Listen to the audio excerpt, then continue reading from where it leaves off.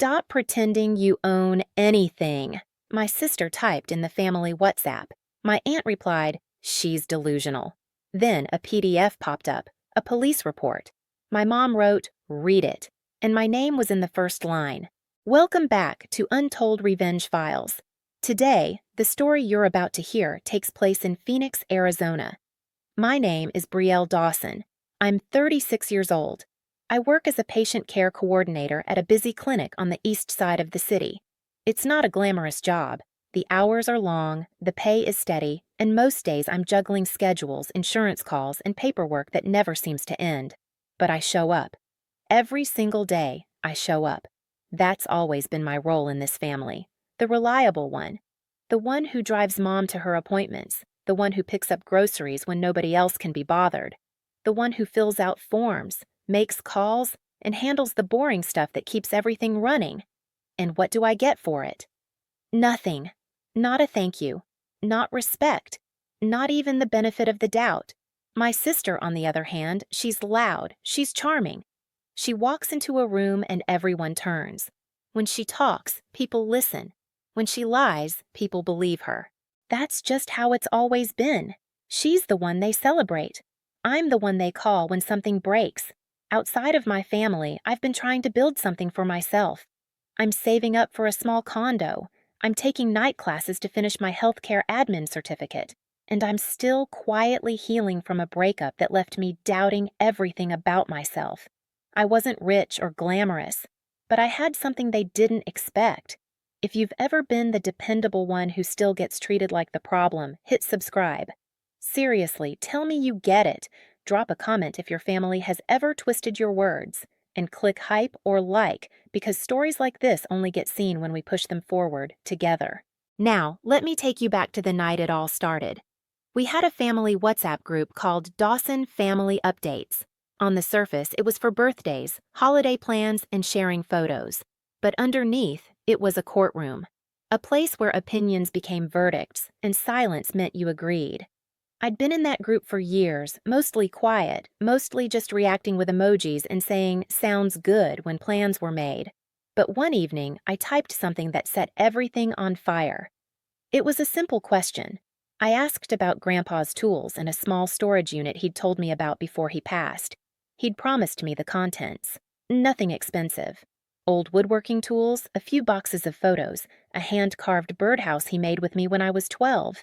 Sentimental things. Things that meant something to me because they connected me to him. I didn't demand anything.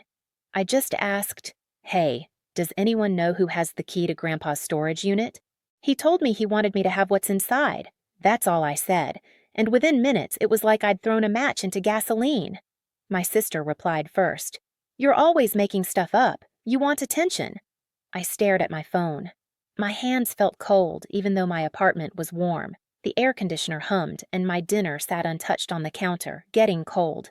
Then my mom chimed in. Stop causing drama, Brielle. Nobody needs this right now. My aunt followed right after. She's always been unstable. Just ignore her. Unstable. That word burned. I could feel my chest tighten as message after message rolled in. Cousins I barely talked to were reading this. In-laws were watching, and nobody, not a single person said, wait, let her explain. Then my sister did something I never thought she would. She posted a PDF in the group chat, a police report. I tapped on it with shaking fingers. It claimed that I had harassed her, that I had threatened to steal property, that I was aggressive and unpredictable. My eyes scanned the words and my stomach dropped. This wasn't just a lie. This was a weapon. And she'd fired it in front of everyone.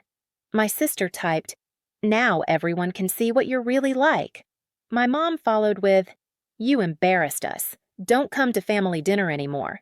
The messages kept coming, reactions, shocked emojis, silence from the people I thought would defend me. Then a cousin I hadn't spoken to in months wrote something that hit me like a truck. Wait, is this why you got removed from Grandpa's memorial planning? I read that message 3 times. Removed from the memorial planning.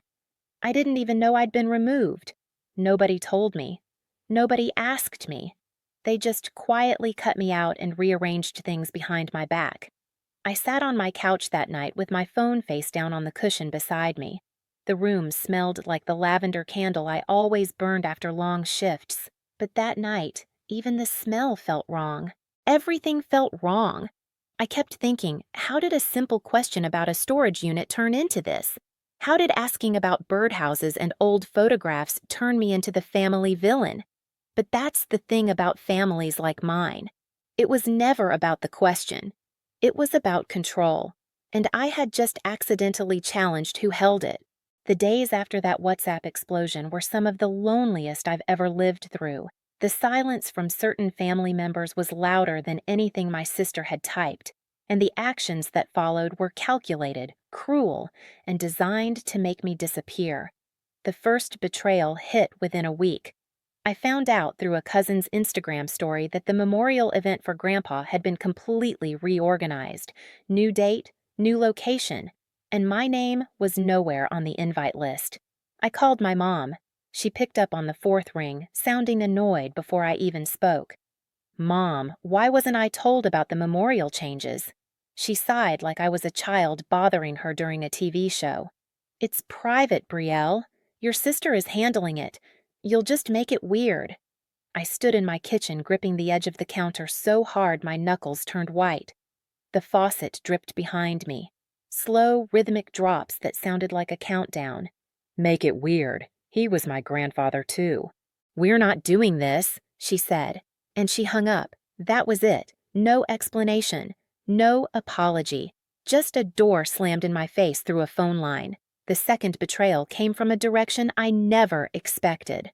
About 2 weeks later, my boss at the clinic pulled me aside during a break. The break room smelled like burnt coffee and someone's leftover lunch, and the fluorescent lights buzzed overhead like they always did.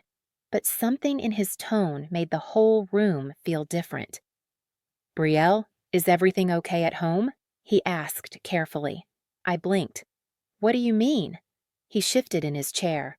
"Someone called, said they were your mother, said they were worried about your mental state, asked if we'd noticed anything concerning." My blood went cold. She called my job. My mother actually called my workplace and tried to plant seeds that I was losing my mind. I kept my composure, but inside I was screaming. I told my boss everything was fine, that it was a family misunderstanding, and I walked back to my desk like nothing happened.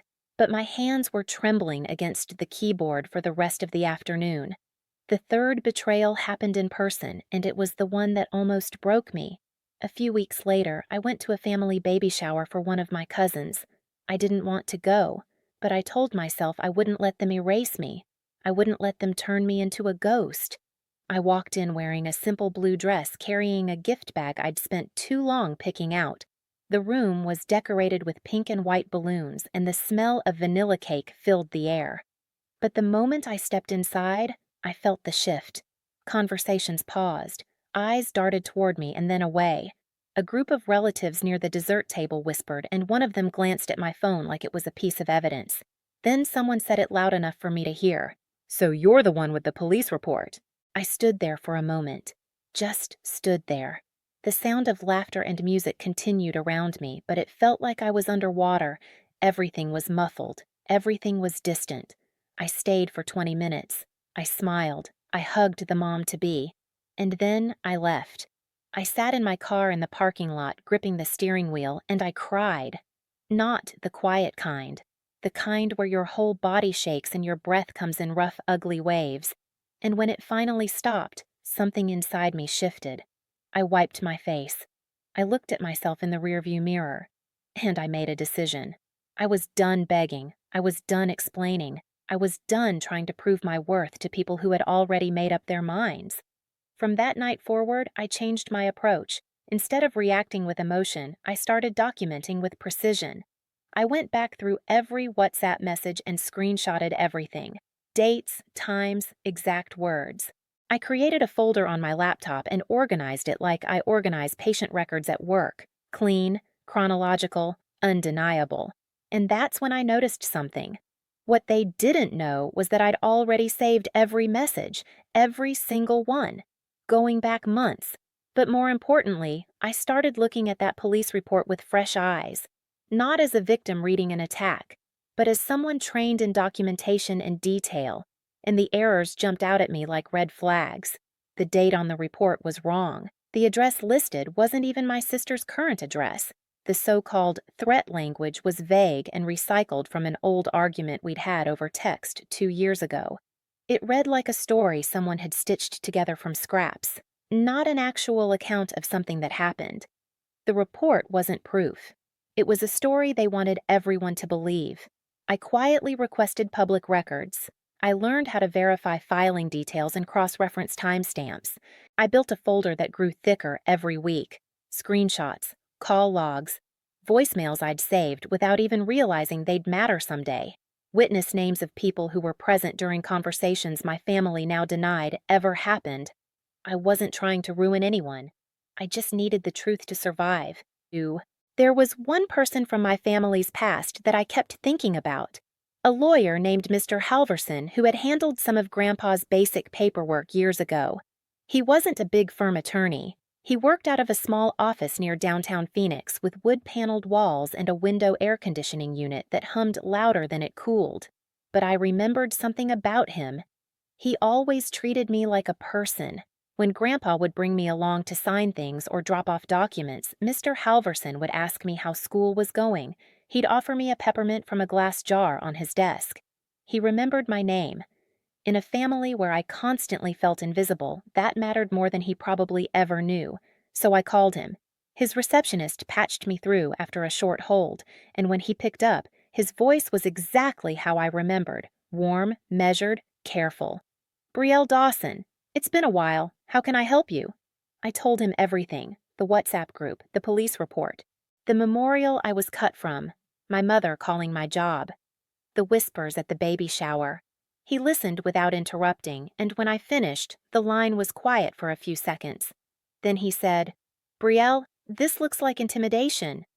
He explained things I hadn't fully considered: how false reports can be used as tools of control, how group defamation, especially in writing, can impact employment opportunities and inheritance matters, how what my family was doing wasn't just mean, it was potentially actionable. "Do you have documentation?" he asked. I almost smiled. "I have a folder." "Good, bring it to me." Over the next few days, I met with Mr. Halverson twice. He reviewed my screenshots, my timeline, my call logs. He studied the police report and confirmed what I'd suspected. It was full of holes, inconsistent dates, an old address, language that didn't match any real incident. He didn't promise me the world, but he told me something I desperately needed to hear. If you walk in emotional, you lose. If you walk in prepared, they can't rewrite reality. Meanwhile, my family was getting bolder. My sister posted again in the group chat. "She's gonna learn what happens when you mess with us." Cousins liked the message. My aunt responded with a laughing emoji. They thought they had won. They thought the police report was the final word, the stamp that sealed my silence. They had no idea what I was building. Then I learned something that changed everything. There was an upcoming meeting about Grandpa's remaining property matters, a small will-related discussion about his effects, including the storage unit. The same storage unit I'd asked about, the one that started all of this. The meeting was being handled through a local attorney's office, and family members were expected to attend. When I told Mr. Halverson, he leaned back in his chair and folded his hands. "That's your moment," he said, "but you have to be calm. You have to be clear. And you have to let the evidence do the talking." I spent the next week preparing like it was the most important presentation of my life. I organized my folder into sections. I printed certified copies of every screenshot. I had timestamps verified. I had the voicemail ready on my phone. The one where my sister said in her own voice, "I'll make it so nobody believes you." That recording alone was enough to make anyone pause. But I didn't want to just make them pause. I wanted them to understand that the truth has weight, and I was about to drop all of it on the table. The morning of the meeting, I woke up early. Phoenix heat was already pressing against the windows even at 7 a.m. I put on a gray blazer, black pants, simple earrings. I looked at myself in the mirror. I didn't look angry. I didn't look broken. I looked ready.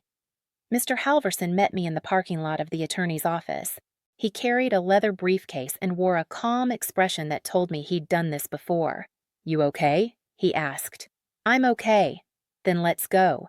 The conference room was on the second floor. Beige walls, a long wooden table, and the faint smell of printer ink and carpet cleaner. There were already people seated when we walked in. My mom, my aunt, my sister, a cousin, and the attorney handling Grandpa's remaining matters, a woman named Mrs. Cato, who sat at the head of the table with a folder of her own. When I walked through the door, the room shifted. My sister looked up from her phone and smirked. "You really came? After the report?" I didn't answer her. I pulled out my chair, sat down, and placed my folder on the table in front of me. Mr. Halverson sat beside me and nodded to Mrs. Cato. My mom leaned forward. "We're here to protect the family," she said, glancing around at the table like she was rallying troops. Mrs. Cato raised her hand gently. "We're here to resolve the matter of remaining effects in a storage unit under your father's name. Let's keep this focused." My sister rolled her eyes. "This should have been done without her. She's the reason everything's messy." That's when Mr. Halverson spoke for the first time. His voice was steady and deliberate, like he was reading facts into the record. "Before we proceed, my client would like to present some documentation relevant to this discussion." He opened my folder and slid the first set of printed pages across the table. WhatsApp screenshots, every message, every insult, every coordinated attack, time-stamped, dated, highlighted where relevant. My sister's smirk faded. My mom straightened in her chair. Mr. Halverson continued, "These messages show a clear pattern of exclusion, defamation, and coordinated harassment directed at my client. They also show that a police report was distributed publicly in a family group chat, which we believe was done not for safety, but for the purpose of humiliation and intimidation." He slid the next page forward. A copy of the police report itself, with the errors circled in red. "This report lists an incorrect date. It references an address my client's sister hasn't lived at in over 2 years. And the language used to describe the alleged threat is nearly identical to a text exchange from 2022, which we also have documented." The room was silent. Not the peaceful kind, the suffocating kind. The kind where you can hear someone swallow from across the table. Then I pulled out my phone. I pressed play on the voicemail. My sister's voice filled the room, sharp and unmistakable. "I'll make it so nobody believes you." I watched my sister's face change. The confidence cracked like thin ice under pressure. Her jaw tightened. Her eyes darted to my mom, then to the attorney, then to the table. She had no response. Mr. Halverson looked directly at her and asked a question that landed like a hammer. "So, you're admitting you posted an active police document to punish her socially?" My sister opened her mouth, but nothing came out. My aunt tried to jump in.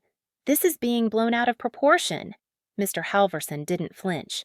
"Filing a misleading police report and using it as a tool of public humiliation carries legal consequences: defamation, harassment, interference with inheritance proceedings. These aren't small matters."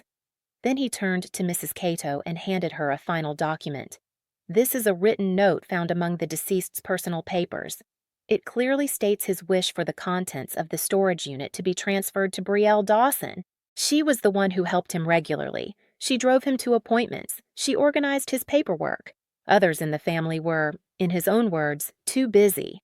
Mrs. Cato reviewed the document, then looked at the rest of the table. "This appears consistent with what was discussed during earlier estate conversations. I see no reason to contest it." My mom's face went pale. She leaned over to my sister and whispered something, but my sister pulled away. "This is ridiculous," my sister snapped. "She manipulated him. She manipulated all of this." Mr. Halverson tilted his head slightly. "Would you like to say that on the record as well?" She went quiet after that. My mom tried one last move. "Brielle, can we talk privately after this? Just family." I looked at her. For a long time, I would have said yes.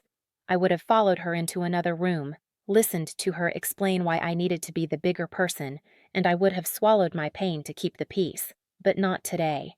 "No," I said, "we're done." I took the storage unit keys from Mrs. Cato. I signed the documented transfer, and I stood up from that table knowing that for the first time in my life, I hadn't backed down. I walked out of that building and into the dry Phoenix sun. The heat hit my face, and I didn't mind it. It felt real. Everything felt real. In the days that followed, Mr. Halverson sent a formal letter to my sister and mother warning them to cease all harassment. Their behavior was now documented with an attorney. The WhatsApp group? I left it. I blocked numbers. I protected my job. I protected my space. And I protected the memory of a man who actually saw me when nobody else did. They tried to brand me as delusional. But the truth doesn't need a loud voice. It needs receipts. If someone ever tried to smear your name, especially in a group chat where everyone piled on, you know how sick that feels. Subscribe if you're rebuilding your reputation after lies. And please, share your story in the comments. Did your family or friends ever post something to humiliate you publicly or paint you as crazy? Click hype to help this story reach others who need it. Standing up for yourself is tough. If you've been there, subscribe and become part of our community. Let me know this story helped by clicking hype, and tell me where you're watching from. I love seeing how far these stories travel.